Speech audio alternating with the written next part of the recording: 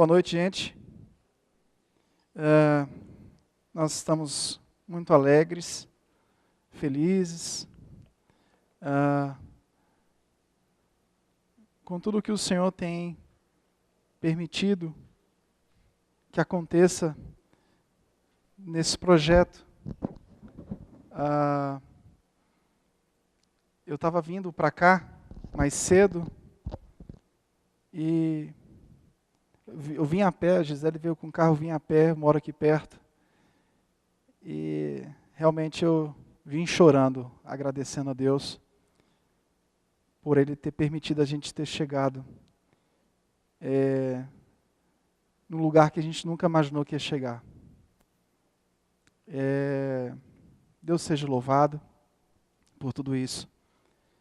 E vem tantas novidades por aí que a gente fica tão grato a Deus, né? A gente fez tantas parcerias que estão sendo feitas, né? Agora a gente fechou uma parceria com a Editora Fiel. Nós vamos representar a Editora Fiel aqui em Brasília no curso de liderança Fiel. Então, muitas coisas Deus tem permitido que aconteça. A gente fica muito alegre, feliz demais com todas as oportunidades que Ele tem nos dado. Muitas oportunidades. Bom, nós vamos falar então sobre fé e academia. É um tema tão importante quanto os outros. Não existe um tema mais importante que o outro. Todas as temáticas são relevantes. Ontem, o Dr. Wilson Santana fez um histórico, né? Sobre a reforma.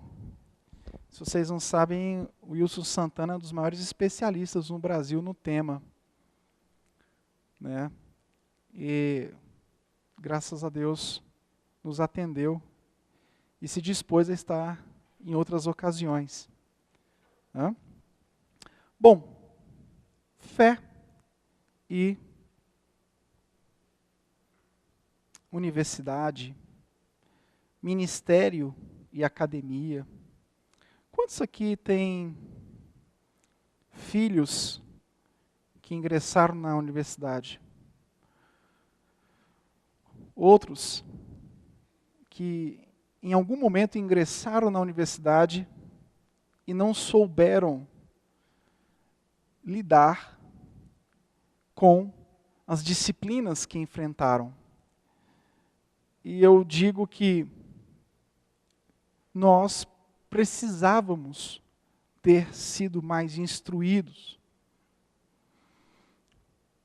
Uma vez eu encontrei um amigo que tem um filho com 18 anos, e ele me disse que estava desesperado, porque o filho havia entrado na UNB, e no primeiro dia de aula, o professor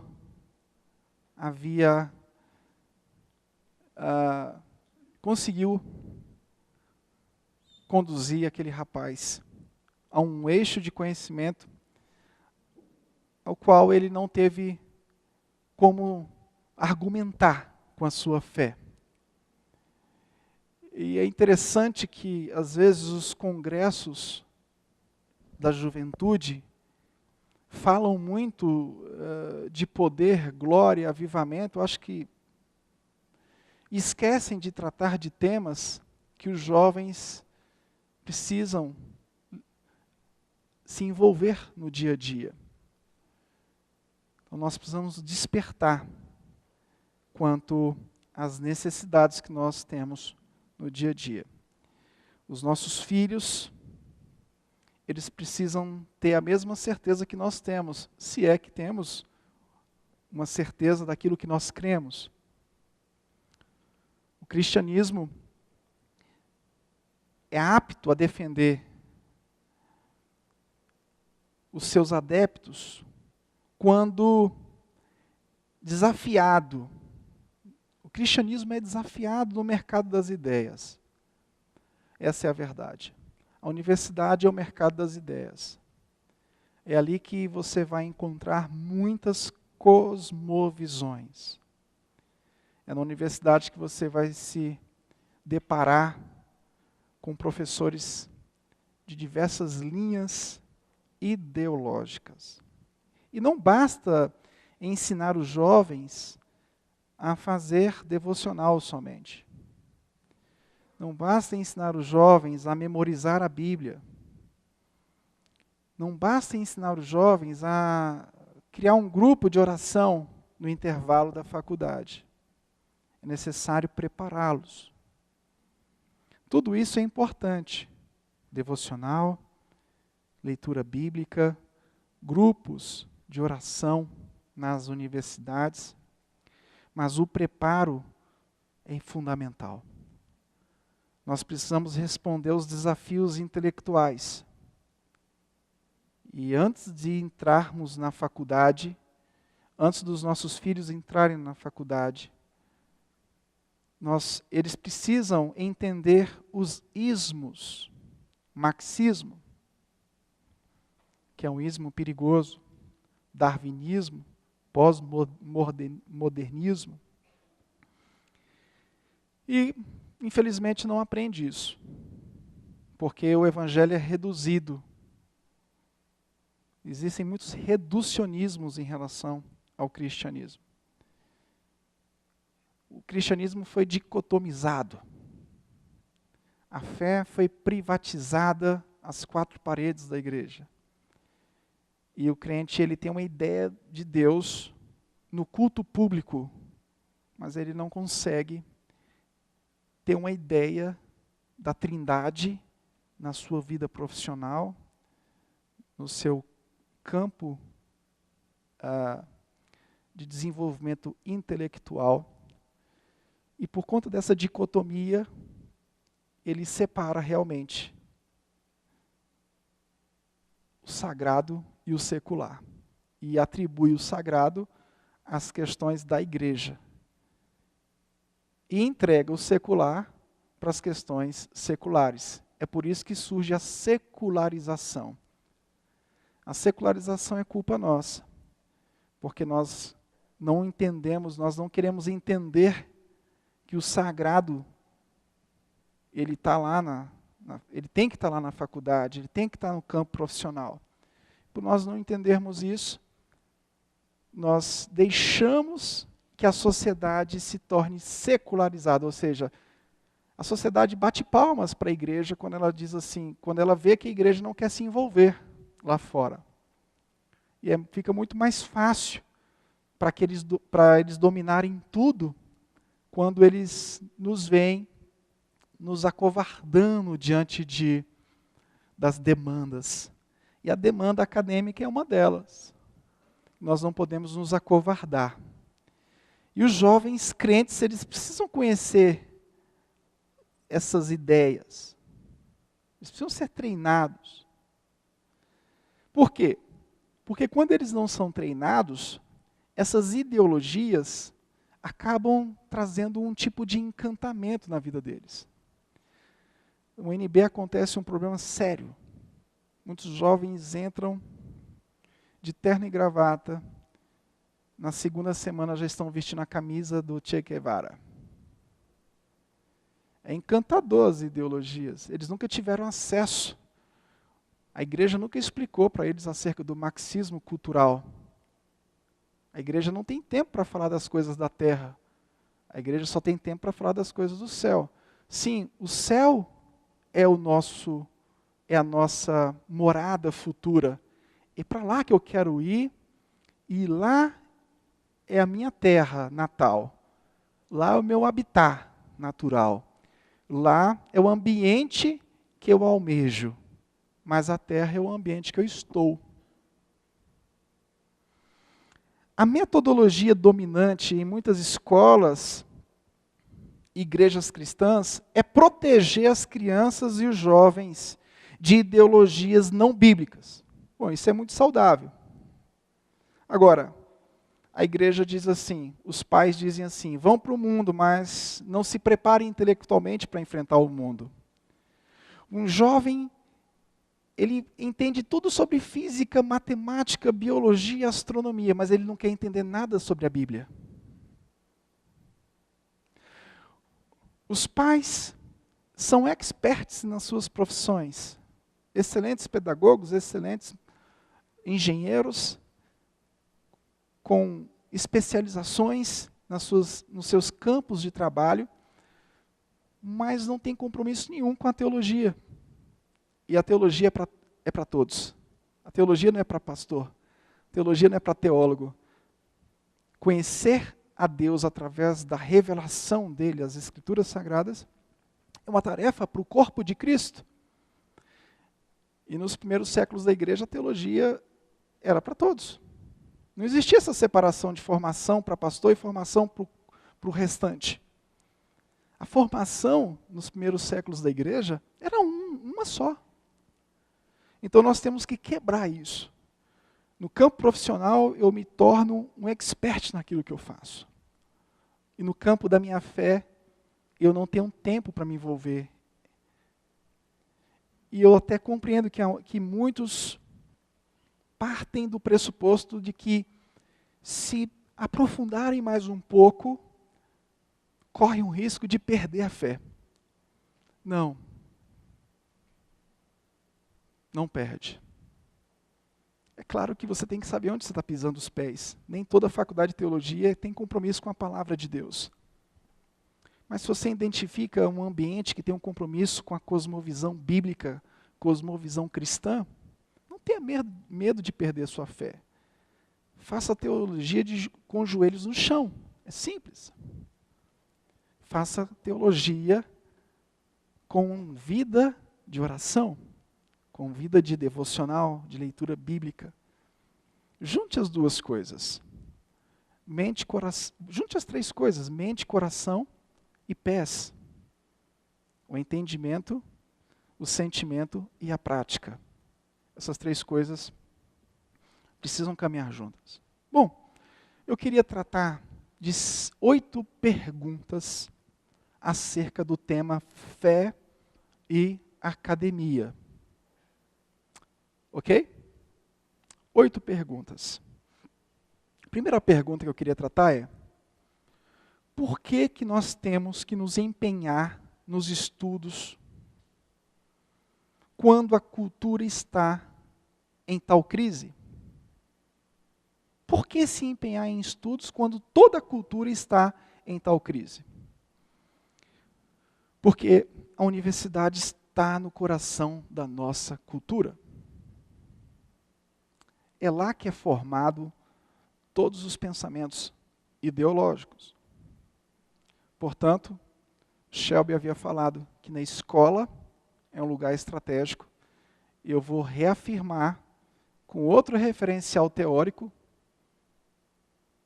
que a universidade é um lugar estratégico para um testemunho cristão saudável, porque de fato, lá na universidade vai ser o campo de batalha. Os cristãos que são estudantes precisam ser liderados em seus discipulados para se tornarem estudantes cristãos. E tem que vencer o dualismo.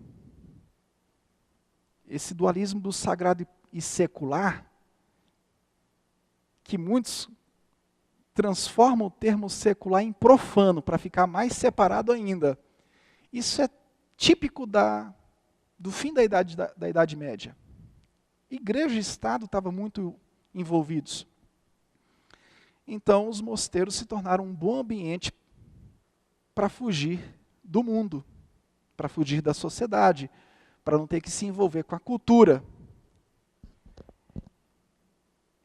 E se esse dualismo permanecer na sua mente, você vai entrar no mosteiro, não vai se envolver lá fora, e o secularismo vai tomar conta.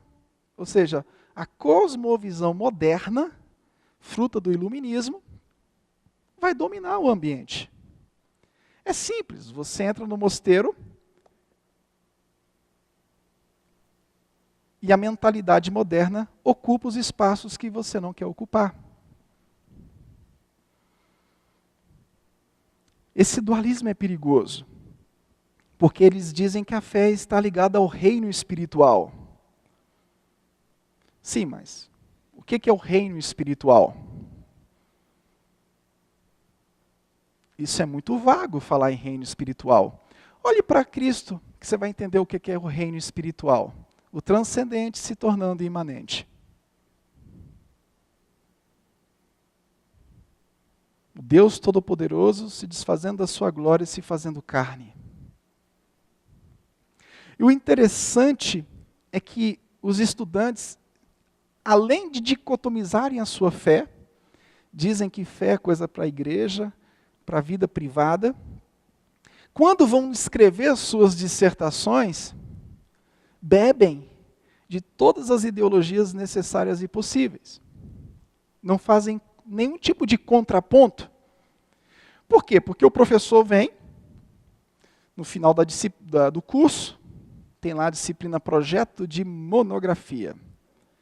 E o aluno, às vezes, passou batido durante o curso todo. Ele foi aquele aluno que ele estava de corpo presente na sala de aula, mas a alma dele, o pensamento dele estava em outro lugar. E chegou o momento dele fazer lá a monografia, a bendita monografia. E o orientador diz, olha, o orientador percebe que o aluno ele não tem senso crítico, percebe que o aluno não conhece daquilo que ele ficou 3, 4, 5 anos estudando. Então o orientador faz o aluno pesquisar aquilo que ele quer, que isso vai servir para ele. O orientador geralmente pesquisa sobre alguma temática. Ele pensou, olha, aquele aluno ali ele é frágil, então eu vou colocar ele para pesquisar por mim. Pesquisa sobre isso. E o aluno não sabe o que é cosmovisão cristã, cosmovisão bíblica. Ele come tudo aquilo que o orientador passa para ele, aceita como normal, não dialoga, não tem um senso crítico. O orientador pede para ele fazer isso, ele faz. Ele diz sim senhor e sim senhor. Mas nunca parou para conversar com o orientador acerca da sua própria cosmovisão. O chamado acadêmico do cristão é levar cativo todo o pensamento à obediência de Cristo. 2 Coríntios 10, versículo 5. Segunda pergunta.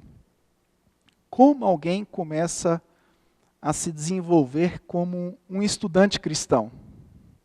Como adquirimos uma perspectiva cristã em nossos estudos? É possível e é necessário? São duas perguntas.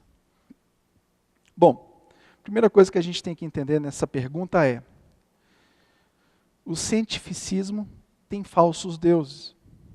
Stephen Evans diz o seguinte: a crença de que toda verdade é verdade científica e de que as ciências são nossa melhor opção de conhecer como as coisas realmente são.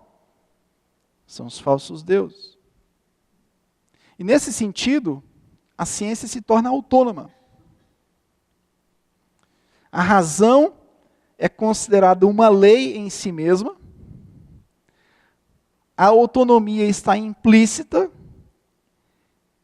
E a autonomia começa a rejeitar tudo aquilo que você acredita. E a universidade é o ambiente onde você cria esse campo de autonomia.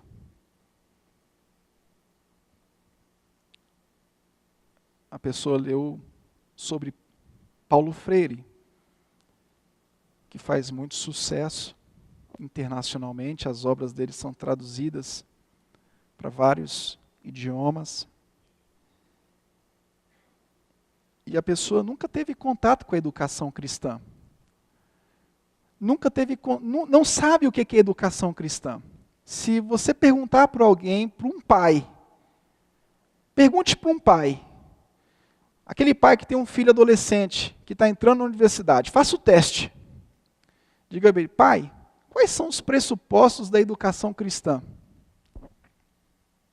Que você quer, o senhor quer levar o seu filho para a melhor universidade, porque o pai é assim, gente. Meu filho vai estudar na melhor universidade. Quando o filho passa na UNB, é um Deus nos acuda, vamos matar um boi. Se não der para matar um boi, mata um quarto de boi.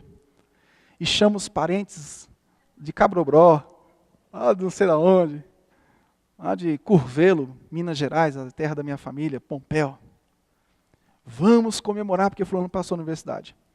Mas nem o pai, nem a mãe, nem o filho conhece os pressupostos da educação cristã. Se você perguntar para ele o que é cosmovisão cristã, ele não vai saber te responder. Mas você pode ter certeza que com uma semana de aula, esse aluno vai entender toda a cosmovisão ateísta. Ele vai entender os pressupostos cientificistas. Ele vai entender o naturalismo filosófico. Ele vai entender tudo sobre Kant. Ele vai entender os pressupostos de Freud. Mas ele não sabe nada da fé cristã. A ciência, ela é uma religião neutra. O Doiverd diz o seguinte, que ela é um dogma da autonomia do pensamento teórico. Agora a gente tem que entender, tem que explicar. Precisamos fazer workshops e entender que a ciência não é tão autônoma assim. Porque os cientistas vão dizer, olha, nós somos uma raça superior porque nós somos autônomos. Mas como pode ter autonomia se existem escolas conflitantes? Escolas que discutem. Se você vai no médico consultar, uma vez eu fui no médico fazer uma consulta, aí ele estava fazendo uma pesquisa antes de me medicar. Aí ele começou a conversar comigo, ele diz, olha, não, esse medicamento aqui, eu acho que eu não vou... Ele começou a devagar e conversar comigo, ele soltou algumas coisas interessantes assim. Eu achei até estranho o médico falar dessas questões bem particulares do academicismo dele. Né? Ele falou, não, essa aqui é uma escola da medicina que eu não sigo. Eu vou te aplicar um remédio aqui dessa escola de medicina aqui, que eu fiz uma pós-graduação, não sei aonde, e tal, esse aqui eu pesquisei mais, eu acho que isso aqui vai dar mais certo. Eu fiquei assim, pô, que legal. Fiquei espantado com isso.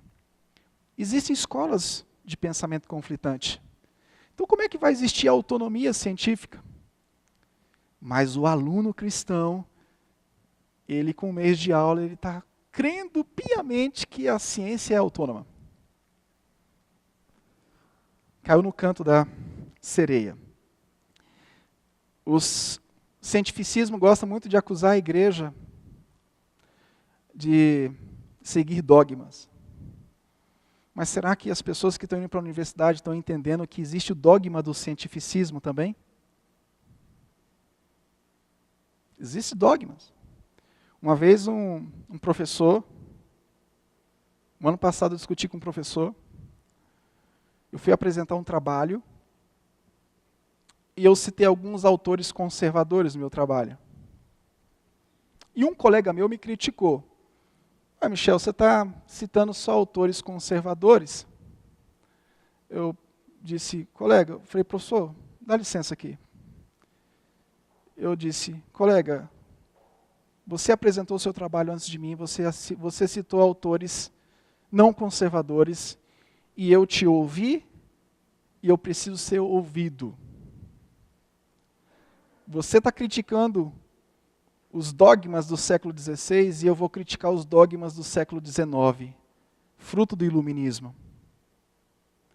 Mas o cara que chega na universidade, ele acha que o que a igreja fala é dogma, e o que a ciência fala é autônomo, está livre de pressupostos, está livre de conflitos. Vocês estão entendendo que é necessário que a gente tenha argumentos para contra-argumentar as pérolas que saem do cientificismo? Outro professor chegou para mim e falou, eu prefiro ficar com fulano de tal. Eu disse, professor, então o senhor está trocando 6 por meia dúzia. Então, é o fulano de tal que está com a verdade? Com isso eu não quis dizer que existe um relativismo em relação à verdade. Eu quis, na verdade, dar uma embaralhada na mente dele, porque o que ele quis dizer é que o pressuposto que eu estava levantando não era a verdade. eu joguei para ele. Eu falei, então o que o senhor está falando é a verdade? Porque os cientistas vão dizer isso. Onde é que está a verdade? Só que eles vão dizer que a verdade está com eles. A ciência é a verdade deles. Qual é o nosso ponto de partida? Ou seja, qual é a nossa cosmovisão? Quais são as nossas lentes? É isso que o povo de Deus precisa compreender. Os pais precisam compreender isso. Os filhos precisam compreender isso. Nós precisamos treinar os nossos jovens para eles entenderem quais são as cosmovisões que existem. Qual é a cosmovisão da filosofia pura? Ateísmo naturalista. O processo e os eventos físicos constituem o todo da realidade. Qual é a cosmovisão do empirismo? Todo conhecimento tem a fonte apenas na sensação. Qual é a cosmovisão kantiana? O conhecimento é o produto do conjunto de formas inatas e conteúdo sensorial. Qual é a cosmovisão do positivismo lógico? Eles dizem, só proposições verificáveis pela existência sensorial podem ser verdadeiras ou significativas. Cada campo tem a sua cosmovisão. Qual é a cosmovisão bíblica? O que é cosmovisão cristã? Porque se os nossos filhos, se os próprios pais... O interessante, gente, é que assim, quando a gente fala de pais, muitos pais não têm compromisso com o ensino bíblico. Quando os filhos nascem, eles dizem assim, vixe, agora eu vou para a escola dominical, porque sabe, né, pastor, meu filho precisa. Eu pergunto, mas você não precisa?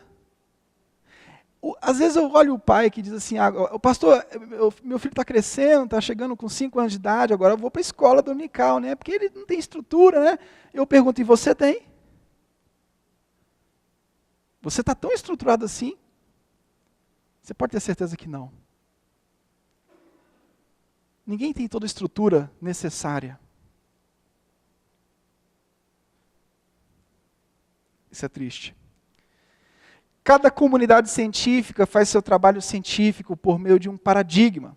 Ou seja, a ciência tem generalizações, valores, crenças. Então não existe neutralidade. Não existe neutralidade. Agora, esses jovens que entram na academia, eles sabem disso? Muitos jovens que entram na academia, eles começam a acusar a igreja. Por que você não quer mais ir para a igreja, meu filho? Não, porque esse negócio aí de doutrinas da igreja, que extraíram da Bíblia, eu quero uma coisa mais neutra, eu quero uma coisa mais livre. Aí você joga a pergunta para ele, e qual é a neutralidade que existe na academia? Existe neutralidade na academia? Você está achando que existe, porque você comeu desse pirão aí. Você comeu isso aí agora e achou que comeu o último biscoito do pacote. É o que acontece com os nossos meninos. Coitados, eles voltam para casa com aquele cabelo arrepiado, pronto, encontrei o caminho. Não tenho mais a opressão da igreja. E a igreja começa a ser vista como algo opressor. Converse com o jovem, você vai entender isso. Mas por que a igreja se torna opressora para o jovem? Eu sei. A igreja é culpada, literalmente, porque a igreja separou os campos. A igreja diz, olha, isso aqui é sagrado e lá é secular. Nós somos os culpados. Nós não conseguimos explicar para eles que Deus é onisciente, que é onipresente. Como diz o Kuyper, não há 1 centímetro na terra que não seja ocupado pelo Senhor. Nós tivemos dificuldade de explicar isso para eles. Muitos pais não conseguiram explicar isso nem para eles próprios. eles simplesmente diziam, lá é mundo. Mas e essa palavra mundo? O que significa mundo? Não, mundo é coisa do diabo. Universidade é coisa do capeta. Mas por que você está doido que seu filho passe na UNB? Se lá é mundo, se lá é coisa do diabo, se lá... Não estou entendendo. Você está me entendendo, querido? A confusão evangélica acerca da vida, a confusão evangélica acerca da sociedade, acerca de tudo que nos cerca. Bom, implicações entre cosmovisão, filosofia e academicismo. Se todo academicismo é religioso, então não estamos sozinhos. Ou seja, se todo academicismo envolve crenças, valores, pressupostos, então significa dizer que o cientificismo não é tão autônomo assim como eles dizem que são. A questão não é integrar fé e academicismo de forma perfeita. Vai existir questões que vão bater de frente. Não há uma perfeição nisso. Mas há algo que pode ser integrado. Agora, o que a gente tem que entender é o seguinte: quais são os pressupostos da fé cristã? O ponto de partida. Quais são os pressupostos do marxismo cultural? Quais são os pressupostos do feminismo? Quando eu falei de feminismo aqui na igreja, quase que eu apanhei.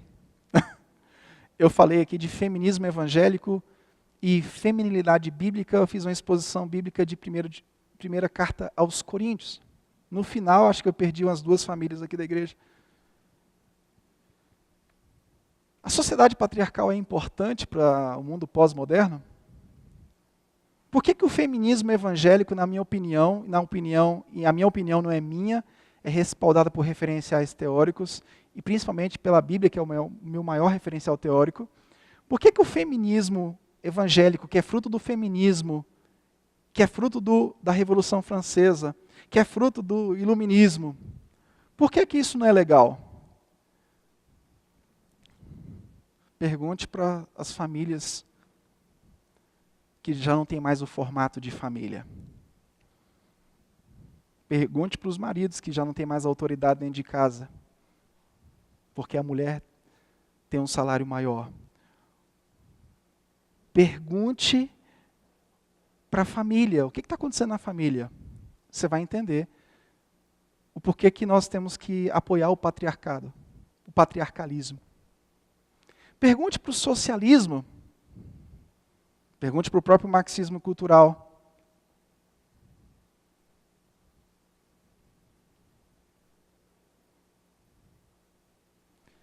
Então nós precisamos aprender a produzir academicismo de forma cristã, com a cosmovisão correta. Ou seja, a fé precisa dirigir os nossos estudos. Como assim, pastor? Sim, a fé precisa dirigir os nossos estudos. Mas como? Se eu dicotomizei. Então você tira essa dicotomia. Pegue a fé e leve para a universidade. Leia mais sobre isso. Bom, se o academicismo é estruturado em termos de cosmovisão, a ciência tem a sua cosmovisão, então teremos que ter um conhecimento da filosofia cristã. Sim, nós temos que conhecer. Uma pessoa não se torna um estudante cristão simplesmente por aplicar textos bíblicos. É preciso conhecer o que está ao redor. O problema é que a gente tem muitas pessoas que têm versículos bíblicos decorados. Você quer uma opinião minha? Decore os versículos bíblicos. Leia a Bíblia todos os dias. Mas entenda a Bíblia. Aquela pergunta, entendes o que lês? Aquela famosa pergunta do livro de Atos. Que a gente lê. Uma vez uma pessoa falou assim, mas eu já li a Bíblia 40 vezes. Muito bom, meu caro. Não fez mais que a tua obrigação. Agora a pergunta que eu te faço, você entendeu o que você leu? Essa é a pergunta. Você entendeu qual é a sua cosmovisão? Mas como é que você lê tanto a Bíblia e na hora de aplicar a Bíblia na ciência, aplicar a Bíblia na universidade, você se embanana todo, porque não entendeu, não se submeteu. Somente as Escrituras é um princípio que ele não se divorcia da igreja. Ou seja, você precisa sim da igreja. Aí não é a igreja que dá o comando das Escrituras, como acontecia no romanismo. As Escrituras estão acima da tradição da igreja. Mas a tradição não morre, a tradição pode te ajudar. Leia a Bíblia com a igreja. Não, eu leio a Bíblia em casa, sozinho. E você está fazendo isso com seu filho também. Seu filho aprendeu a Bíblia, lê a Bíblia sozinho e somente. Não, ele tem que ler a Bíblia sozinho, mas ele tem que ler a Bíblia com a comunidade. É por isso que Deus deu dons a homens. Por isso que Deus deu o dom de pastor e mestre. Para que as pessoas não sejam levadas a toda sorte de ventos de doutrinas. Então, nós temos que ter um ponto de partida. Nosso ponto de partida é a cosmovisão cristã. Cosmovisão cristã é a nossa compreensão da revelação de Deus a partir da criação, o Deus que cria, da queda, a desobediência e a redenção em Jesus Cristo. E o norte dessa cosmovisão é a confissão de que o Verbo se fez carne. O escândalo, o Verbo ter sido feito carne. Como pode alguém tão grande ter se tornado alguém tão pequeno? Quarta pergunta. Quais são os pressupostos do século XIX? Bom, o principal pressuposto do século XIX é a preservação da liberdade humana. O homem tem que ser livre. E ele é livre através de duas coisas. Através das ciências humanas e das ciências naturais. As ciências humanas, elas dizem que você tem que entender a realidade humana em termos de livres escolhas humanas na história. Você vê que essa questão de livre escolha é coisa do humanismo, né? É coisa da liberdade humana. E as ciências naturais, elas tentam explicar a realidade natural em termos de relações estritamente de causa e efeito. Quinta pergunta. Como a religião foi reduzida? Bom, eu vou jogar a culpa para nós, de novo. A religião é reduzida quando a gente se cala. A dicotomia do sagrado e secular faz com que a religião seja reduzida. Freud, por exemplo, reduziu a religião à vida emocional.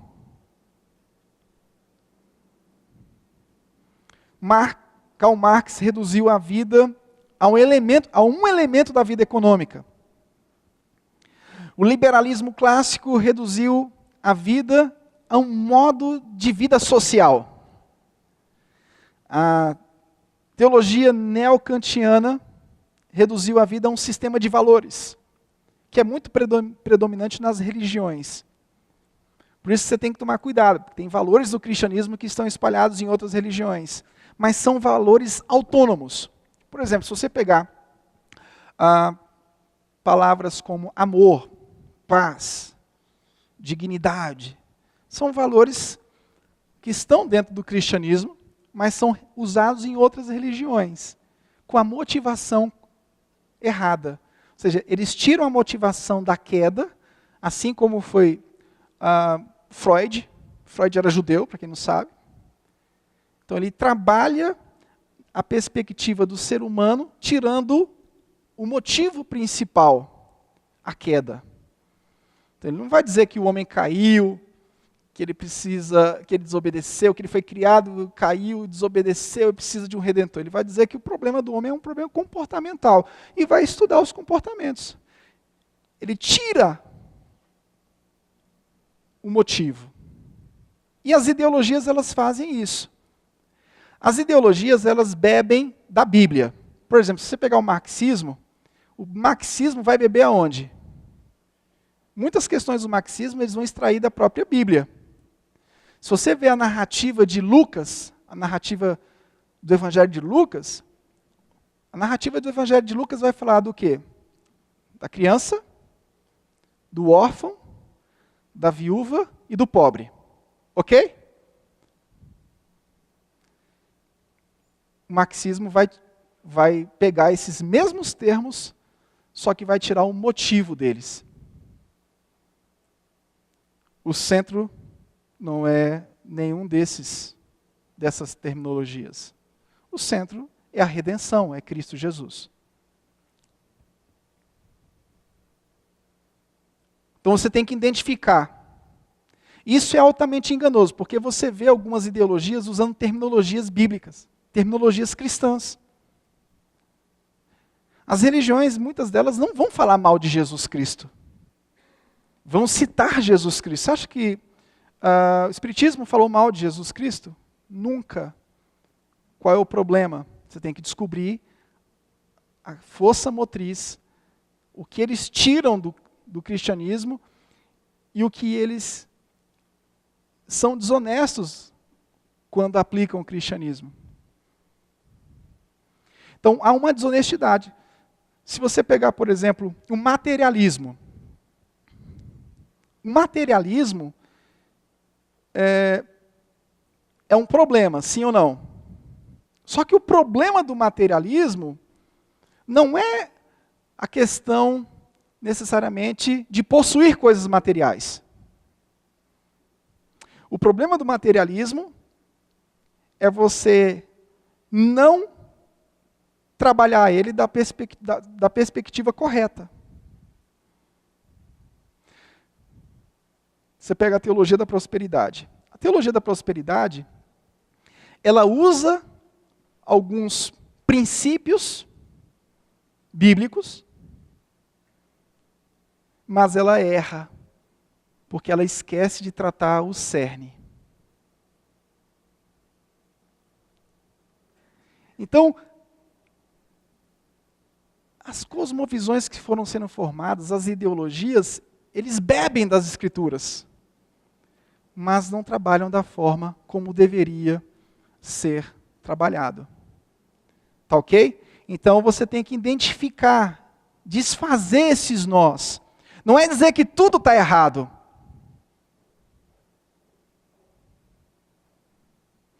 Não é reprovar tudo, mas é identificar naquela ideologia, naquele pressuposto, naquela cosmovisão. Primeiro, identificar onde eles tiraram aquilo. E onde eles erraram naquilo. O problema do homem é comportamental? Freud está certo nisso? Quem acha que Freud está certo nisso? O problema do homem é comportamental? Sim ou não? Sim. Agora, o que levou o homem a ter um problema comportamental? É isso que o freudianismo peca. Então, em cada filosofia, você tem que identificar, até mesmo para você conseguir dialogar com a pessoa. Uma vez eu conversei com uma psicóloga, eu já conversei com 3 psicólogas, e chegaram muito empolgadas aqui na FTRB e coisa e tal, que eu tenho um projeto assim, eu tenho um projeto assado e isso e aquilo. Não, muito bem. Primeiro teste que eu faço eu quero identificar o quanto essa pessoa conhece do cristianismo. E para minha surpresa, quando você vai conversar, você identifica que a pessoa não conhece os pressupostos da sua própria fé. E eu sempre estou orientando, olha, eu acho que a senhora está usando algumas terminologias que têm um tipo de razão, mas a senhora está esquecendo de aplicar a sua fé nesse contexto aí. Quando eu trato só o comportamento, mas eu não trato a base do comportamento, que é o pecado original, o que vai acontecer? a psicologia vai se tornar a cosmovisão dominante para se resolver os problemas. E é isso em todas as ciências. É por isso que nós precisamos ter, como diz um teólogo chamado Kevin Van Hooser, ele escreveu um livro em 2016, que eu marquei todo o livro, eu comprei três marcadores. Ele diz o seguinte: nós precisamos ser generalistas e nós precisamos ser especialistas. Por exemplo, o generalista ele precisa conhecer de tudo. E ao mesmo tempo que ele precisa conhecer de tudo, ele precisa se especializar em alguma coisa. Porque o academicismo é muito perigoso porque ele te ensina só a se especializar. Eu tenho que me especializar, sim, e eles têm razão. Eu não vou tirar a razão do academicismo, eu preciso me especializar. Os alunos que estão aqui, nós vamos agora abrir pós-graduação, que coisa linda. Vocês precisam se especializar, precisam ir para o mestrado, vão para o doutorado, precisam. Mas vocês precisam ser generalistas, nós precisamos conhecer um pouco de cada coisa. Nós precisamos conhecer as cosmovisões de cada filosofia. Um pouco da cosmovisão de cada ciência. Para saber onde eles estão acertando e onde eles estão errando. Onde eles estão acertando é no sentido de que, qual o princípio que eles estão usando que não está errado? E onde eles estão errando? É o que eles tiraram daquele princípio para fazer com que aquela ciência se tornasse autônoma. Isso dá trabalho. Mas depois as coisas vão conectando. A mente da gente está igual um bocado de fio solto se encontrando e dando curto-circuito. Você tem várias cosmovisões ao redor da sua cabeça. E você fica louco. Primeiro, porque você fica louco porque você não conhece a sua própria cosmovisão, a sua cosmovisão da sua própria fé. Depois você entra em contato com outras cosmovisões. Uma criança, ela estuda 9 disciplinas.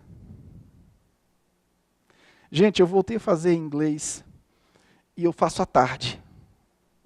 Eu peguei um nível mais de conversação, aquela coisa toda. E tem uns moleques lá, adolescentes, é uma graça. Eu acho que eu fico observando, eu fico olhando para mim. Eu olho para eles e digo, esse era eu. O moleque chega atrasado, mascando chiclete, dá vontade de falar assim: rapaz, aproveite essa oportunidade, aprenda tudo que você está vendo aí, aprenda, para você não ficar igual eu aqui, um cavalão, bocozão aqui, estudando à tarde, 2 horas da tarde, com os meninos de 13, 14 anos. Eu comprei uma mochilinha azul, a Gisele falou assim: você comprou essa mochilinha azul aí, foi para ficar parecido com os adolescentes? Eu falei assim: não foi não, mas, amor, quero te confessar, foi. Eu vou com tênis alaranjado e com a mochila azulzinha e coisa e tal, mas não teve jeito, teve uma lá que me chamou de tio. Eu fiquei todo cheio, né, porque meu sonho era ficar mais velho. Meu sonho era chegar nos 40, ter cabelo branco, ficar com o cabelo igual do Fidelis. Estou chegando lá. Eu me senti todo. Eu falei assim: o que? Você me chamou de tio? Eu estou com cara de tio? Então, as cosmovisões, elas têm perspectivas que têm pontos que são válidos. Vocês estão entendendo? Tem pontos que são razoavelmente aceitáveis. Então você tem que identificar. Como é que você vai discutir com uma pessoa que é da sociologia, por exemplo? Se você chegar e condenar toda a sociologia. Não, calma aí. Você não vai condenar toda a sociologia. Você vai primeiro entender qual é a cosmovisão da sociologia. Você vai identificar, olha, vocês acertam aqui.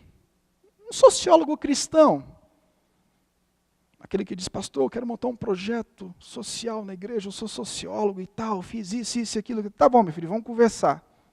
O que é que você entende do cristianismo? Não.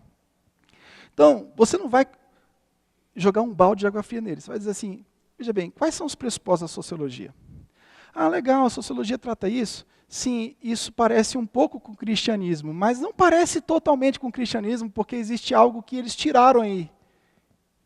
Tem um princípio aí que eles deixaram de lado, e a ciência se tornou autônoma em virtude disso. Então é nesse ponto que nós precisamos ser generalistas. Entender a força dominante de cada ciência, descobrir o que eles têm, que eles tiraram do cristianismo. Gente, a teologia é a mãe das ciências. É a mãe das ciências. As universidades surgiram aonde? Nas igrejas. Você acha que medicina, direito, engenharia nasceu aonde? Nasceu nas universidades protestantes. Teologia é a mãe das ciências. Darcy Ribeiro, quando ele criou a UNB, ele diz o seguinte, ele diz, é inconcebível nós abrirmos uma universidade federal em Brasília sem colocarmos a teologia. Até hoje não existe. O MEC, quando chegou aqui, eles falaram assim, nossa, mas eram professores de outros estados, o UNB não tem teologia? Eu falei assim, não. E a Universidade Católica? Não. Está vendo que a gente está com a oportunidade na mão? Para entrar na sociedade e discutir? Entrar em grupos de pesquisa? Participar de conselhos nacionais para discutir educação? E nós já fomos convidados para participar de um conselho nacional para discutir educação e trazer as perspectivas cristãs, e eu quero participar. Não dá para dicotomizar. Como ser um acadêmico cristão? 6º ponto.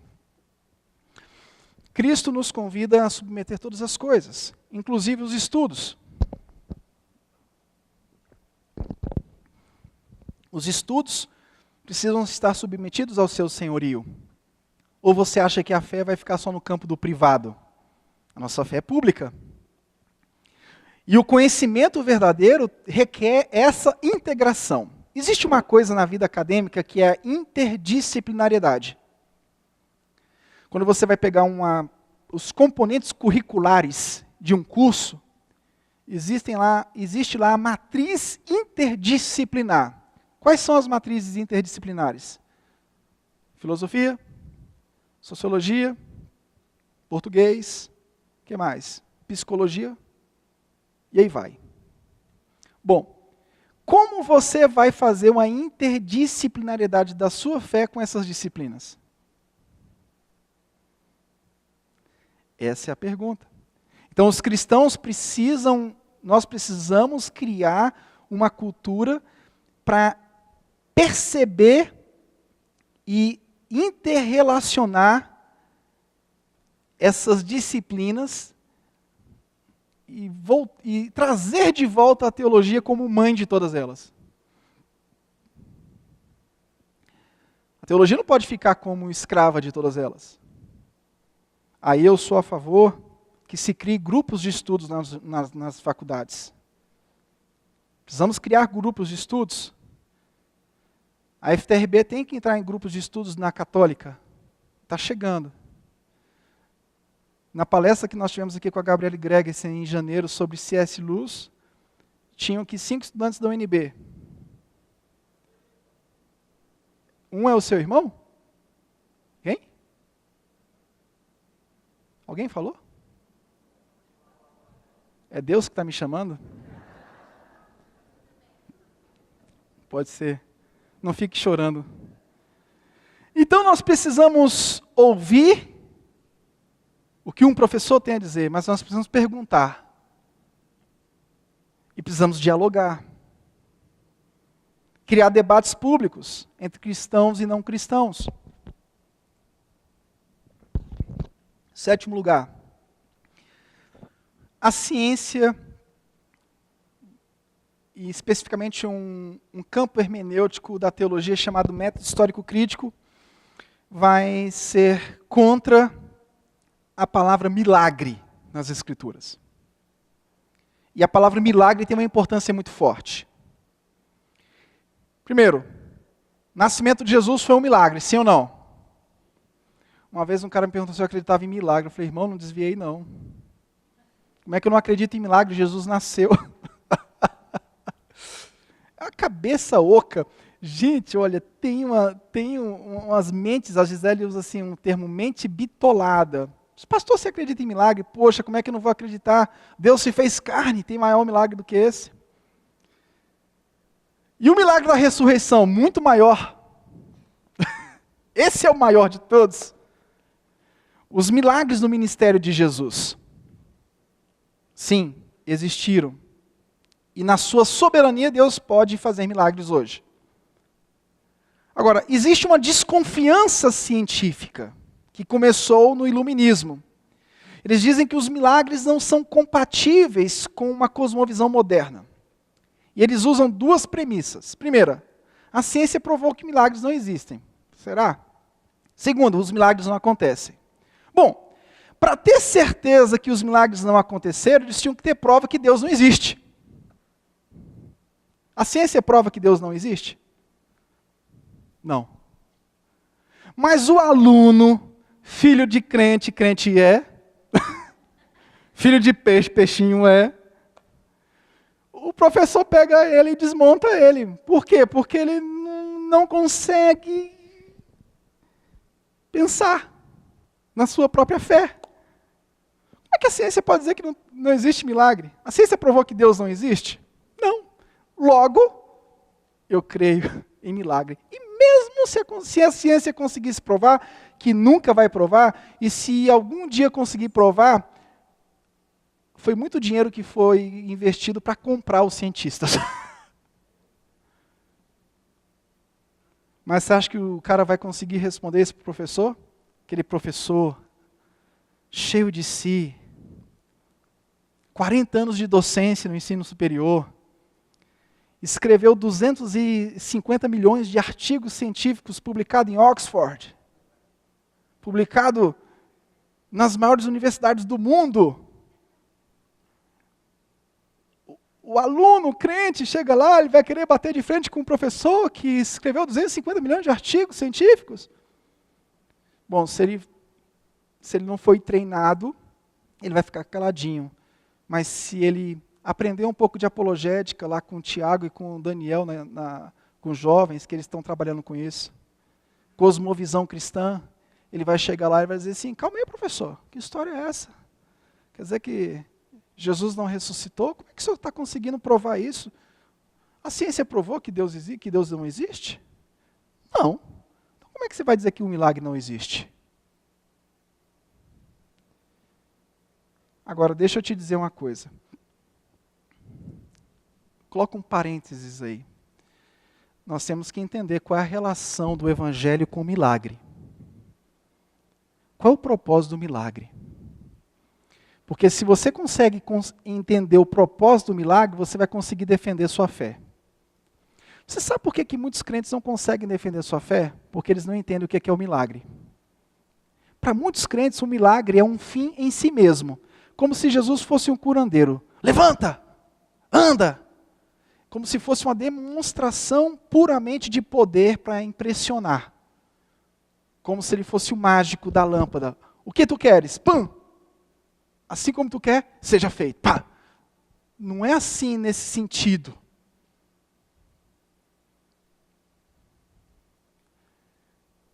Jesus não usava truques de mágicas para impressionar ninguém e coagir. O milagre não é algo para nos levar ao conhecimento. Tem que acontecer um milagre para eu conhecer a Deus. Não é só isso. O milagre nos conduz ao louvor, ao espanto, à admiração. Ele nasceu. Os reis magos indo lá e adorar o Senhor que nasceu. Os milagres nos conduzem ao espanto, à admiração. Você imagina as irmãs de Lázaro. Ele ressuscitou. Mas o que está por trás da ressurreição de Lázaro? Jesus quis ir lá e falar assim, olha, agora eu quero que vocês vá em frente e ressuscite tudo que é morto, vá em tudo que é velório e decrete, determine, levanta do caixão. Foi isso que Jesus quis ensinar? Quando o Evangelho fala de milagres, isso é pedagógico. Jesus usou o poder dos milagres para curar os doentes, para alimentar os famintos, para ressuscitar os mortos. Mas por que Jesus fez isso? Pensamos que os milagres é simplesmente para suspender a ordem natural. Mas Jesus queria que eles fossem a restauração da ordem natural. Deus não criou o mundo para que houvesse doença, criou fome, morte. Então, os milagres não são apenas provas que Ele tem poder. Eu não preciso provar que Ele tem poder, porque Ele é.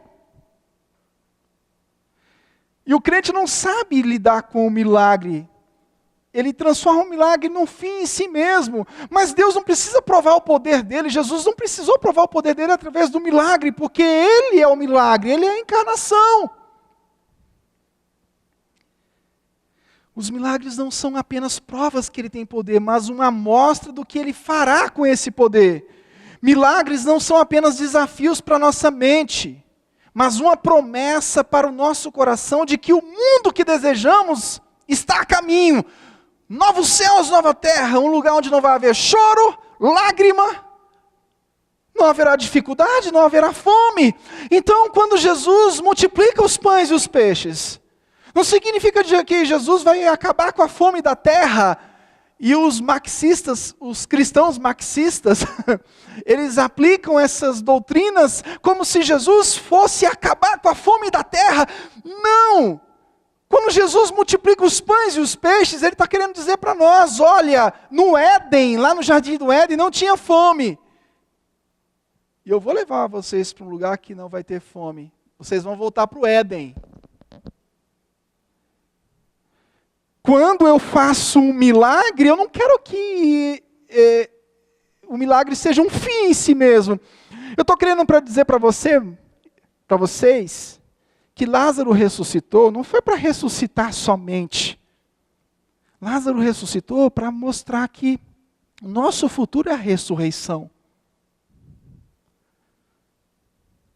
E o crente, ele começa a enxergar o milagre como se fosse um fim em si mesmo. E o cientista vai confrontá-lo com o milagre e ele não vai conseguir explicar o que é milagre. Porque milagre para ele é um fim em si mesmo. Milagre para ele é um pragmatismo religioso. Esse professor incrédulo, ele não acredita que meu Jesus pode curar o enfermo. Ô, meu irmão, mas para que ele quer curar o enfermo? Essa é a pergunta que às vezes o cara não está conseguindo responder para o professor. Ele quer curar por curar? Jesus quer erradicar a pobreza? Não, a igreja não pode se calar diante das injustiças. Não pode. Mas não caiam no marxismo cristão de achar que nós vamos eliminar toda a injustiça da terra. Jesus diz aos pobres, vocês vão sempre ter convosco. No sentido de que cuidem deles, cuidem das crianças, cuidem dos órfãos, cuidem das viúvas, mas essas necessidades sempre existirão.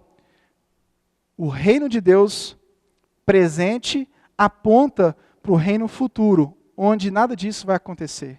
Essa é a função pedagógica da cura, do milagre, da multiplicação dos pães, dos peixes. A teologia social da libertação, teologia latino-americana, da qual surgiu um partido político, que eu não quero citar o nome, porque se tiver alguém aqui desse partido vai ficar chateado comigo, mas tem um partido político que nasceu da teologia da libertação. Mas o que aconteceu com esse partido? Eles estão totalmente sem razão? Não. Aí é que está a jogada. Você não pode chegar para ele e dizer que ele está totalmente sem razão. Ele tem razão em alguma coisa. Mas o cristão, ele tem que identificar qual foi o excesso cometido. Eu coloquei todo o valor para a questão social. A psicologia, eu pego e dou toda a valoração para a questão emocional. Então, a ciência autônoma, ela reduz os conceitos cristãos. Existe um reducionismo dos conceitos cristãos. Em oitavo e último lugar, quais são os axiomas básicos do cristão?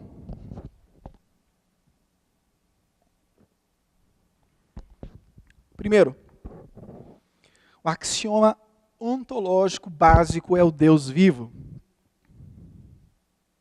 Segundo, o axioma epistemológico é a revelação divina. A teologia fala da revelação geral, que todos têm acesso a ela, porque a imagem de Deus está no homem caído, mas nós temos uma revelação especial que está descrita na palavra de Deus. E na história da igreja, os calvinistas foram os caras que mais acreditaram na Bíblia como palavra de Deus, na história da teologia. quando eu fui para o calvinismo, eu não fui simplesmente para brigar com o armeniano, mas eu identifiquei que ele tinha um apego maior com as escrituras sagradas como palavra de Deus. Até mais que Lutero um pouco, mas isso é outro assunto. Então nós temos um axioma básico, Deus, o Deus vivo. O segundo axioma epistemológico é que esse Deus se revela. Então nós temos a doutrina bíblica da revelação divina. Isso não é uma conquista do raciocínio filosófico. Nós precisamos acreditar que a Bíblia é a palavra de Deus, ou seja, que há uma relação entre Deus e as Escrituras Sagradas. Isso se chama revelação. Existe um povo da aliança e uma relação do discurso e ações divinas na história. A Trindade participa disso. O homem foi criado por meio da fala, ou seja, do Deus que se revela. Ele cai, Deus continua agindo por meio da fala, procura o homem, pergunta para ele, onde é que você está? E Deus resolve redimir o homem através de Cristo, a palavra encarnada. Cristo vem como cumprimento de tudo que a palavra de Deus no Antigo Testamento vinha antecipando.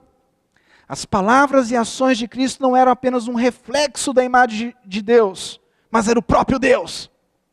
Que coisa linda. Paulo se refere a Cristo como poder de Deus e sabedoria de Deus, 1 Coríntios 1, 24. E como aquele em quem foi da vontade de Deus que habitasse toda a plenitude, Colossenses 1, 19. Então as afirmações de Jesus, que é a revelação plena de Deus, é a revelação plena da Trindade, é a revelação do Espírito e da vida. João 6,63. As palavras que eu vos tenho dito são Espírito e vida.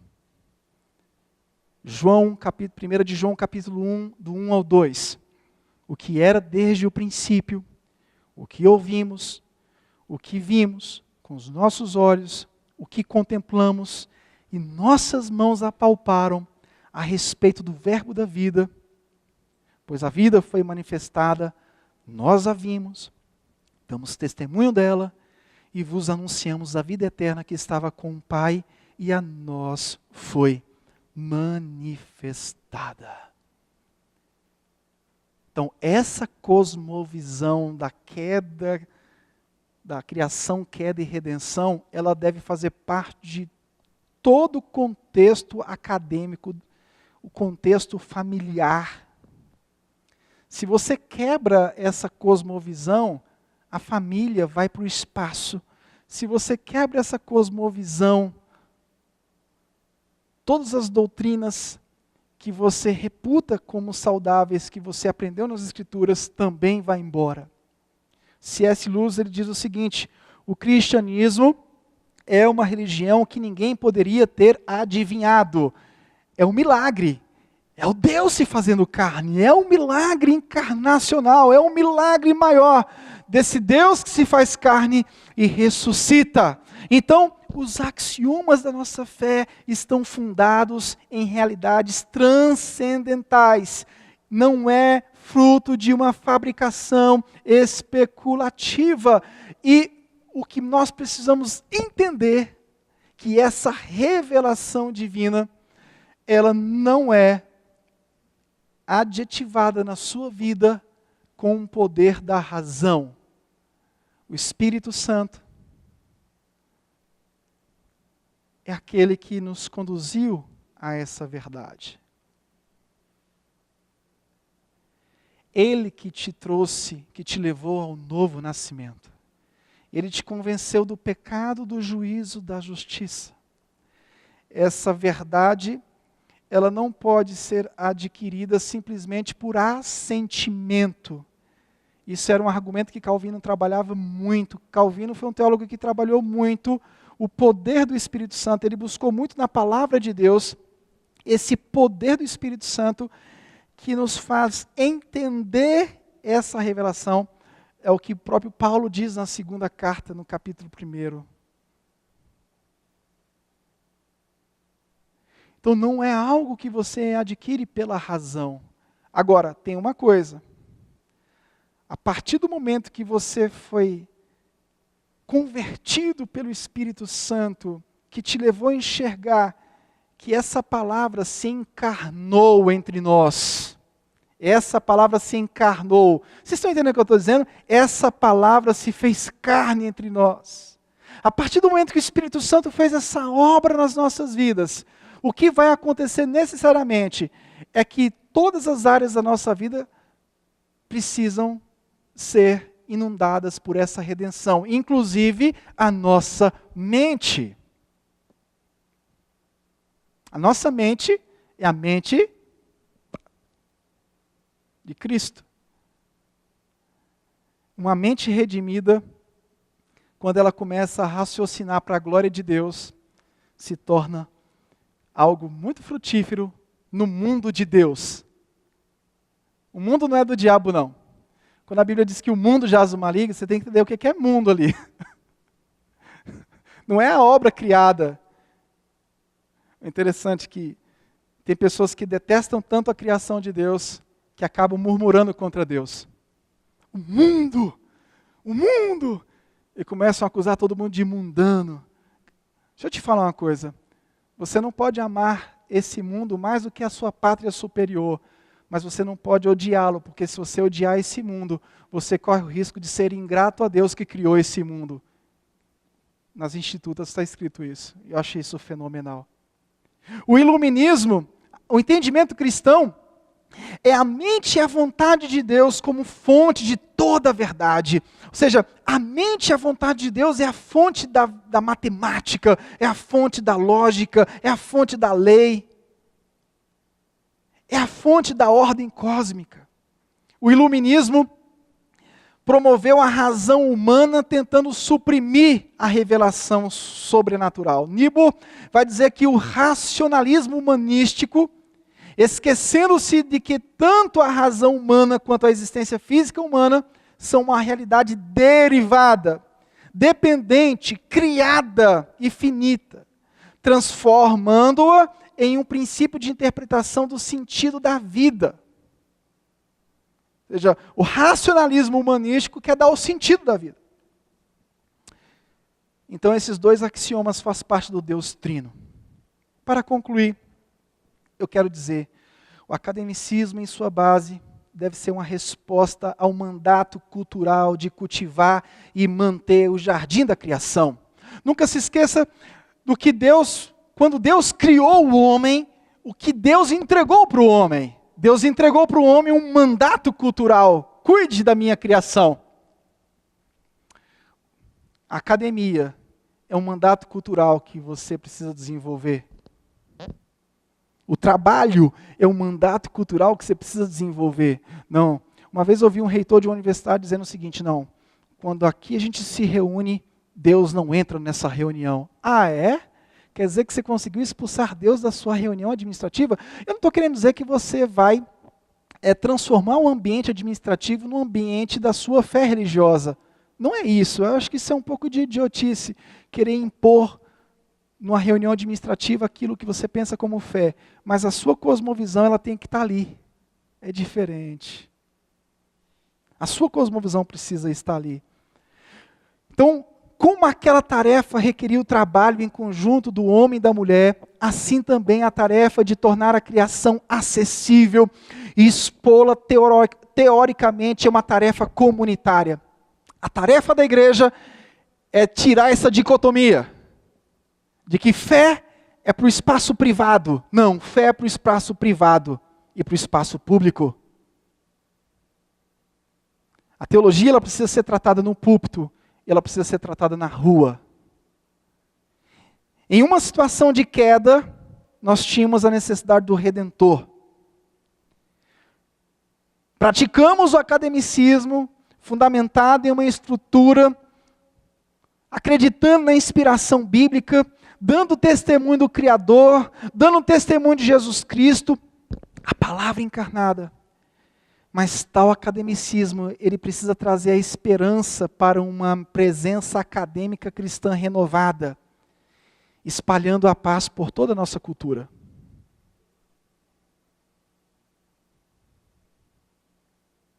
Não deixe o secularismo dominar. Jesus está voltando, sim, eu acredito nisso e estou aguardando ansiosamente. E tem hora que eu digo, volta logo, volta logo, volta logo. Mas enquanto ele não volta, ele está dizendo para você, cumpra o mandato cultural. Aplique a sua forma de ver como eu vejo em tudo o que você faz na vida. Eu sei que é um desafio, mas eu queria concluir dizendo para você, persiga esse desafio, sem medo. Você não vai perder a fé, porque a fé não foi você que conquistou, foi Deus que te deu. Você só perderia se fosse você que tivesse o poder de conquistar. Mas isso é uma questão do humanismo, porque o humanismo ele acha que tem condições. A liberdade dele é tão forte, é tão forte, é tão forte, o livre-arbítrio dele é tão forte que ele tem condições até de alcançar o inalcançável. Ou seja, não foi Jesus que deu para ele, foi ele que foi lá e alcançou. Ele passou a barreira do seu próprio pecado e conseguiu entrar nas dimensões ultra, mega espirituais e tocou no coração de Deus. Ou seja, não foi Deus que me tocou, foi eu que toquei em Deus. E essa doutrina da liberdade humana, ela alcança não só a igreja com esse pensamento de que você pode, a bola é contigo, você tem acesso. Ela alcança a academia, ela alcança todas as dimensões da vida. O senso de autonomia que foi gerado no próprio pecado adâmico invade todas as esferas da nossa história. E é preciso quebrar tudo isso, entendendo de fato, de verdade, que Ele veio até nós. E agora cumpre a nós viver novamente aquele mandato cultural estabelecido no Éden. A gente não vai conseguir viver plenamente porque nós estamos num corpo corruptível, nós teremos muitas barreiras. Mas chegará um dia que esse corpo corruptível se revestirá em incorruptibilidade e nós vamos viver para sempre, para a glória de Deus. Essa é a mensagem do Evangelho. Enfrente o que você precisa enfrentar. Leia mais, estude mais, desafie os seus filhos, saia do leite. Já está na hora de você comer uma carninha de porco mais gordurosa. Não tenha medo, você não vai morrer se você comer essa carne de porco. Carne de porco, segundo os estudos recentes, é a carne mais saudável que existe.